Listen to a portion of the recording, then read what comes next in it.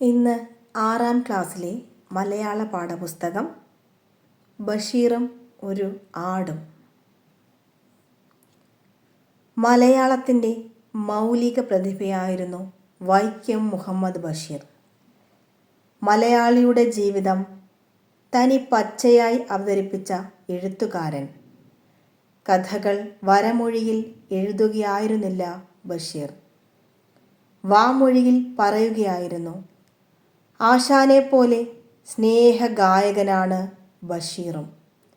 അദ്ദേഹത്തിൻ്റെ ഏതു കഥയിലും നോവലിലും ഒരു പോസ്റ്റ് കാർഡിലെഴുതുന്ന 4 വരിയിൽ പോലും സ്നേഹത്തിൻ്റെ വിശ്വമാനവികതയുടെ വളകിലുക്കം കേൾക്കാം.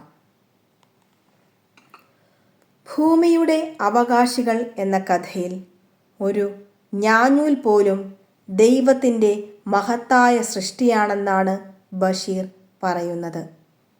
സാധാരണക്കാരുടെ തനി സാധാരണമായ ജീവിതമാണ് ബഷീർ തൻ്റെ കൃതികൾക്ക് അവലംബമാക്കിയത്. അതുകൊണ്ട് തന്നെ മൃഗങ്ങളും പക്ഷികളും അദ്ദേഹത്തിൻ്റെ രചനകളിൽ പ്രധാന കഥാപാത്രങ്ങളായി. അലങ്കാരമില്ലാത്ത ഭാഷയിലാണ് ബഷീർ രചന നിർവഹിച്ചത്.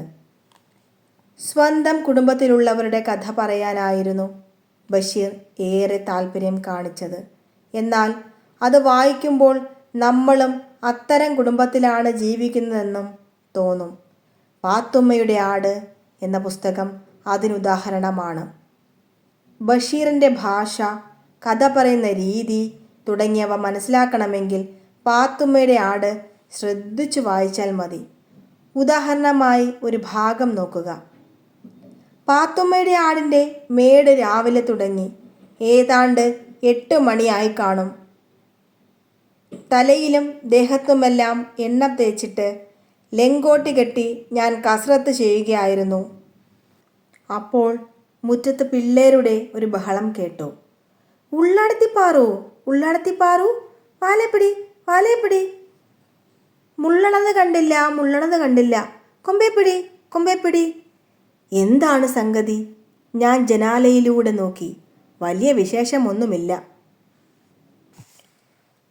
പാത്തുമ്മയുടെ ആട് അബിയുടെ ഹാഫ് ട്രൗസറിൻ്റെ മുൻവശം മുഴുവനും തിന്നു കഴിഞ്ഞു. ബാക്കിയുള്ളത് പിടികൂടിയിട്ടുണ്ട്.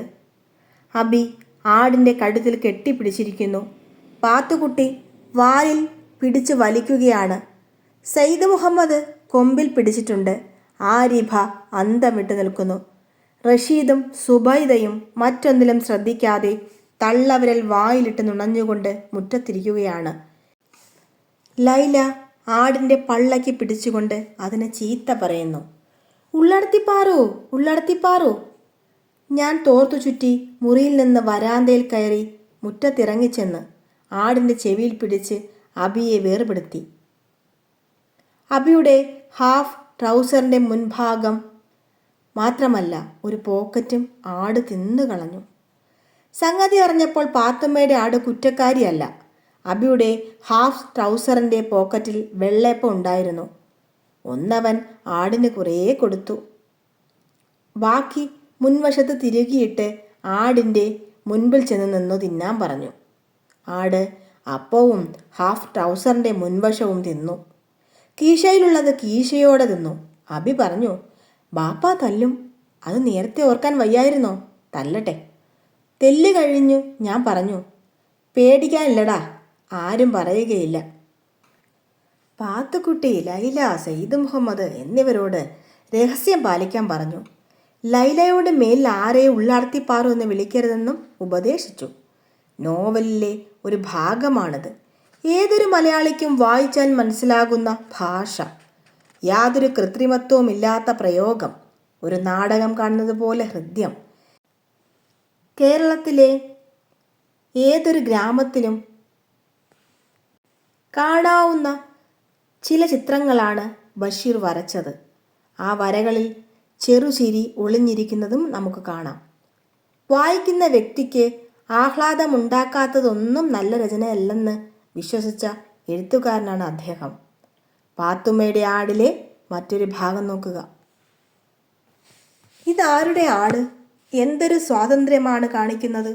എവിടെയെല്ലാം കയറുന്നു, എന്തെല്ലാം ചെയ്യുന്നു, എന്നിട്ട് ആരും ഒന്നും മിണ്ടുന്നില്ല. കേൾപ്പോരും കേൾവിയുമില്ലാത്ത വീട്. ചാരുകസരയിൽ ഞാൻ മുമ്പിലത്തെ വരാന്തയിലിരിക്കുമ്പോൾ മുറിയിൽ ആരോ കടലാസ് വരച്ചു കീറുന്ന ശബ്ദം കേട്ടു. ഞാൻ ചെറുവാതിലിലൂടെ ഉള്ളിലേക്ക് നോക്കി. അത്ഭുതം! ആ ആട് എൻ്റെ കിടക്കയിൽ കയറി നിന്നുകൊണ്ട് പുസ്തകം തിന്നുകയാണ്. പെട്ടിപ്പുറത്ത് ബാല്യകാല സഖി, ശബ്ദങ്ങൾ എന്നീ 2 പുസ്തകങ്ങളുടെ പുതിയ പതിപ്പിൻ്റെ ഓരോ കോപ്പി ഇരിപ്പുണ്ടായിരുന്നു. അതിൽ ബാല്യകാല സഖിയാണ് ഇപ്പോൾ അത് സാപ്പിടുന്നത്. മുൻകാലുകൊണ്ട് ചവിട്ടിയിട്ട് 2-3 പേജുകളായി നക്കി നക്കി വായിലാക്കി സ്റ്റൈലായി ചവച്ച് തിന്നുകയാണ്. തിന്നട്ടെ, നല്ല ആട് തന്നെ. ശബ്ദങ്ങൾ ഇരിപ്പുണ്ടല്ലോ. ഘോരമായ വിമർശന പീരങ്കി ഉണ്ടകൾ ഏറ്റ ചെറു പുസ്തകമാണ്. എങ്കിലും സംഗതി ഭീകരം. ആ പുസ്തകം തൊടാൻ ഈ ആട് ധൈര്യപ്പെടുമോ? യാതൊരു സങ്കോചവുമില്ല. ബാല്യകാല സഖി അകത്തായി. ഉടനെ ശബ്ദങ്ങൾ തുടങ്ങി. 2 മിനിറ്റ് കൊണ്ട് മുഴുവനും സാപ്പിട്ടു. എന്നിട്ട് ആട് എൻ്റെ പുതപ്പ് തിന്നാൻ തുടങ്ങി. ഉടനെ ഞാൻ ചാടി ഇറങ്ങി ഓടിച്ചെന്നു. ഹേ അജസുന്ദരി, ഭവതി ആ പുതപ്പ് തിന്നരുത്. അതിന് 100 രൂപ വിലയുണ്ട്. അതിൻ്റെ കോപ്പി എൻ്റെ പക്കൽ വേറെയില്ല. എൻ്റെ പുസ്തകങ്ങൾ ഇനി വേറെയുമുണ്ട്. ഭവതിക്കെല്ലാം വരുത്തി സൗജന്യമായി തരാം. എന്നിട്ട് ആടിനെ ഓടിച്ചു പുറത്തിറക്കി. അത് പ്ലാവിൻ ചുവട്ടിലേക്കോടി. അവിടെ 2-3 ഇലകൾ വീണ് കിടപ്പുണ്ട്. മൂപ്പത്തി അതെല്ലാം തിന്നുകയാണ്. ഞാൻ ഉമ്മയെ വിളിച്ചു ചോദിച്ചു, ആരുടേതാണുമ്മ ഈ ആട്? ഉമ്മ പറഞ്ഞു, നമ്മുടെ പാത്തുമ്മയുടെ ആടാ. അതാണല്ലേ ഇതിനിത്ര സ്വാതന്ത്ര്യം. ബഷീറിൻ്റെ കഥാകഥന രീതിക്ക് ഉത്തമ ഉദാഹരണമാണ് ഈ ഭാഗം. നർമ്മം കലർന്ന വാക്കുകൾ ആസ്വാദ്യകരമാണ്. വായിക്കുമ്പോൾ പുസ്തകങ്ങൾ തിന്നുന്ന ആടിനെ നമുക്ക് കാണാം. വരികളിൽ വാക്കുകൾ കൊണ്ട് ചിത്രം വരയ്ക്കുന്ന ഈ രീതി മലയാളത്തിൽ വളരെ കുറച്ച് എഴുത്തുകാർക്ക് മാത്രമേയുള്ളൂ.